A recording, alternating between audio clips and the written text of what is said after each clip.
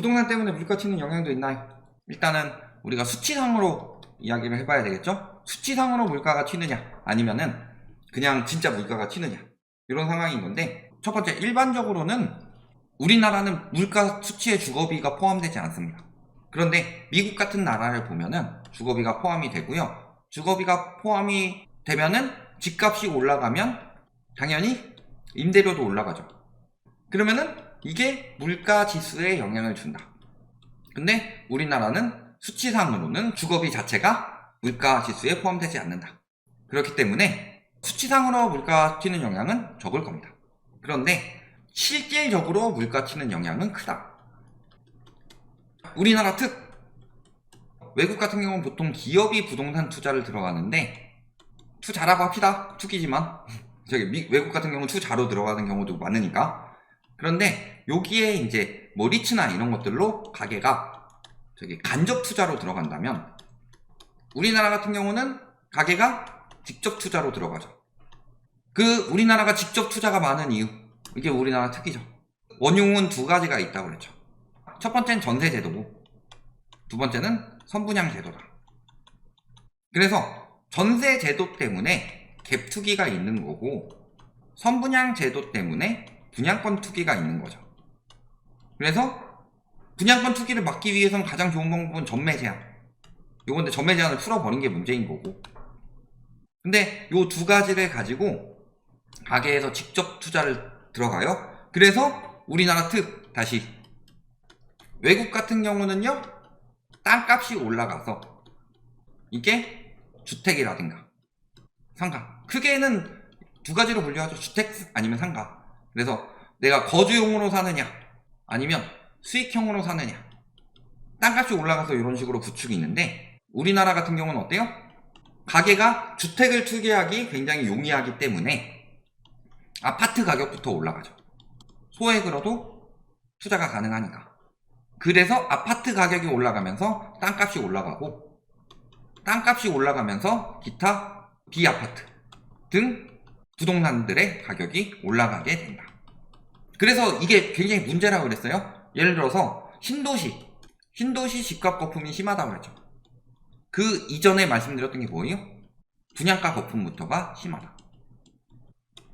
그래서 위례, 몇 년 전에 위례에서 막 한 9, 10억 정도의 분양이 나왔다. 근데 그 당시에 위례의 아파트 가격은 뭐 14억 막 이렇게 됐다. 그러니까 이게 로또 분양이다. 지금 분양가 올라가는 게 말이 안 된다는 이유가요, 이 당시에 9, 10억 가지고 로또 분양이라고 해서 청약 경쟁률이 엄청나게 높았는데, 여기서만 부당 이득으로 2천억 넘게 먹었다. 경실련 분석에서 나온 걸 보면 경실련 분석에서 2천억 이상의 부당 이득을 올렸다, 이런 기사가 떴어요. 근데도 이게 로또 분양이었어. 근데 지금 이거보다 가격 더 올랐죠. 근데 지금은 원자재 가격으로 가격 더 올려야 된다, 이딴 소리 하는 게 말이 되냐. 그 원자재 자체도 철근 빼먹고 시멘트 빼먹고 해가지고 지금 대충 짓고 있는데, 이게 선분양이니까 가능한 일이에요. 이런 상황인 거고, 그러니까 아파트 거품이 어느 정도냐, 그냥 있는 정도가 아니라 매우 심각하다. 특히 코로나 이후. 그래서 어느 정도냐면요, 2021년 KB에서 PIR을 냈을 때 가장 높게 나왔던 게 19였어요. 서울 같은 경우 PIR이 19였는데, 이게 2019년 이때 PIR을 KB에서 한 번 개편을 해요. 두 번 개편했는데 그때 PIR을 한 0.9년 정도 낮췄습니다. 그러니까 예전 같은 방식으로 한다면 거의 근 PIR이 20 가까이 올랐다는 소리죠. 지금 떨어진 것도 2022년 11월에 그때는 한 5.9년 확 낮춰버려서 그랬고, 이거 두 번 없으면 우리나라 지금 PIR 수준 17이 넘어가요. KB 지표로도. 그러니까 통계 개편으로 낮춘 게 무슨 의미가 있냐. 집값이 떨어져서 낮춰져야지 그게 진정한 PIR의 의미지. 근데 왜 이야기를 하느냐, 일본 같은 경우요, 91년도에 정점이었죠? 이때 최고 PIR이 18.2였습니다. 즉 우리나라 아파트 거품이 일본 버블 어마어마했다고 하는데 그때보다 훨씬 더 심하다는 소리죠. 일본 도쿄의 PIR이었는데, 이 정도로 심각하니까 어떤 상황이 벌어져요? 상가 가격이 올라가죠. 그래서 웬만한 신도시 있잖아요.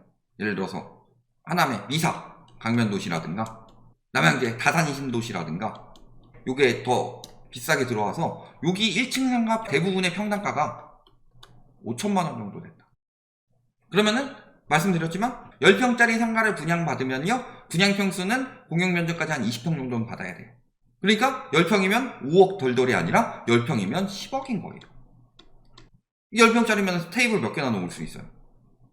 근데 10억 기준으로 생각을 해봅시다. 근데 보통 수익률이 몇 퍼센트 정도 나와줘야 되냐? 그래도 최소 4% 이상. 지금은 더 나와야 되죠. 왜냐면은 수익률이 4% 이상 안 나오면요, 여기가 공실이 날 수도 있죠. 공실이 나게 되면은 그 손실이 커집니다. 그러니까 이 정도 수익은 바라보고 들어가야지 분양을 받을 의미가 있는 거죠. 공실 위험성. 예금에 넣어놓는 게 그래도 한 2% 3%는 됐는데 공실 위험성까지 고려하면 최소 4%는 받아야 되지 않겠냐. 그러면 4% 받는다고 생각을 해봅시다. 그러면은 10억짜리에다가, 근데 이걸 보통 내 돈 주고 안 사죠. 대출 한 7억 정도 끼고 한 1억 정도 보증금 받았다고 생각을 해봅시다. 그럼 내 돈 2억 들어가죠. 그러면 7억에 대해서 대출 3% 나온다고 하면 연 얼마예요? 2,100만 원이죠. 그럼 2억에 대해서 수익 4%가 나오기 위해서 얼마예요? 800만 원이죠. 그러면 요것만 더 하더라도 2,900만 원이 나오죠. 이거를 12로 나누면 월세가 보증금을 1억 내더라도 월세가 200을 넘어간다는 소리예요. 10평짜리 상가인데. 그러면 월세가 올라가게 되면 가격이 올라가죠. 우리 예를 들어 생각을 해봅시다. 강남에 갔는데, 강남 식당들 가봤는데 비교가 안 되죠. 예전에 한창 PC방 1,000원 하던 시기, 한 2017년, 2015년, 6년 정도였나? 이게 PC방 웬만한 데는 1,000원 하고, 인천 같은 경우는 제가 그때 인천에 일이 있어서 가봤는데 인천 하객동 갔었거든요. 근데 거기에 PC방 시간당 500원이었어요. 근데 강남은 그때 2,000원에서 3,000원씩 받았어요. 시간당. 1시간만 있었는데 꽤 많이 깨졌는데 마우스도 개판이더라고요. 근데 왜 그렇게 비싸게 받아요? 부동산 가격이 올라가니까 월세가 많고, 월세가 비싸니까 그만큼을 월세 이상의 수익을 내야지 자영업자가 돈을 버는 거죠. 그러니까 예를 들어서 내가 그래도 회사 다닐 때 월급 한 300원 받았어. 그럼 연봉 3,600 받으려면 월 매출, 연 매출 한 8,000 이상은 나와야 되는 거잖아요. 그러니까 그만큼의 가격이 올라가요. 가격이 올라가면 그게 어디에 반영이 돼요? 물가에 반영이 되는 거죠. 그러니까 부동산 때문에 물가 튀는 영향이 있냐? 부동산 때문에 물가가 튀죠. 또 한 가지 생각을 해야 될 게 뭐예요? 집값이 올라가게 되면 뭐가 줄어요? 소비가 줄어듭니다. 왜?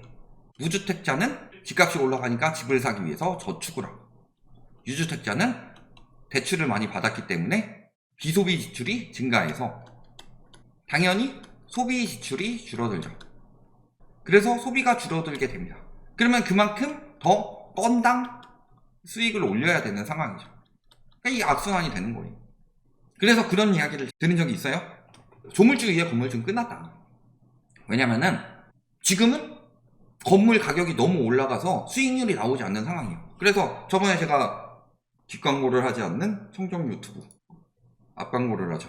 자, 여기 저희 위례 가봤었는데, 여기 제가 그 위례 트레진몰 걸어다니면서 암산으로 해가지고 어느 정도 월세를 받아야 된다, 이런 말씀을 드렸는데 그게 그만큼을 못 받고 있어요.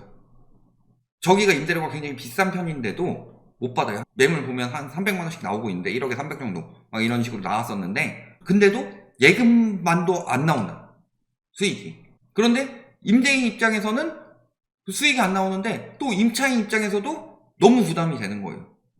그리고 은행 입장에서는 이게 그러니까 되게 위태로운 대출이 되는 거죠. 그러면 누구만 이득 보느냐? 건설사만 이득 보는 거예요. 저런 식으로 가격 뛰어나서. 그러니까 계속 이야기하는 게 뭐예요? 건설 원가를 공개를 해라, 이런 이야기를 하는 거고.